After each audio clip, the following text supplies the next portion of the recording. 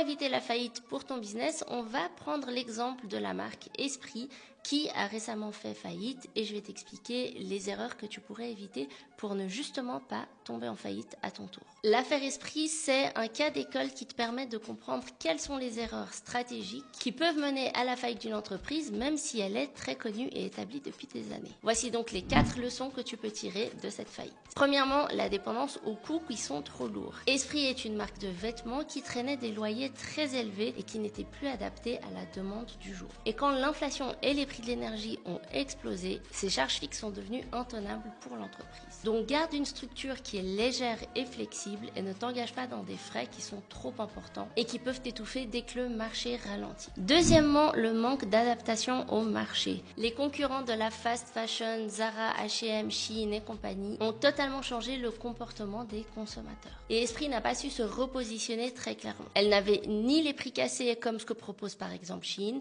ni un vrai positionnement premium comme le font certaines marques.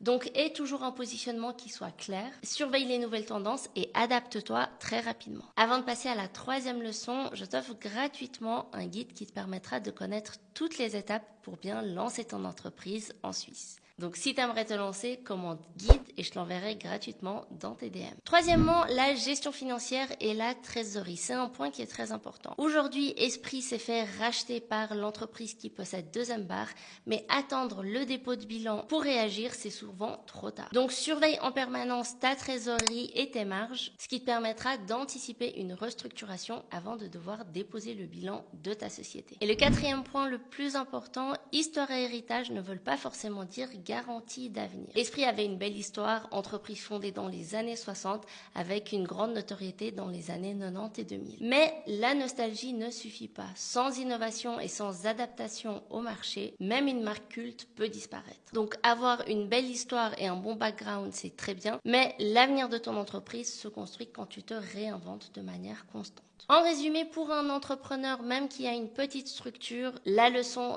reste la même. Rester agile, anticiper les crises et garder sa trésorerie sous contrôle en tout temps. Et si tu veux qu'on analyse d'autres entreprises ensemble, n'hésite pas et dis-le-moi dans les commentaires. Et moi, je te donne rendez-vous pour la prochaine vidéo. N'hésite pas à t'abonner et à liker cette vidéo.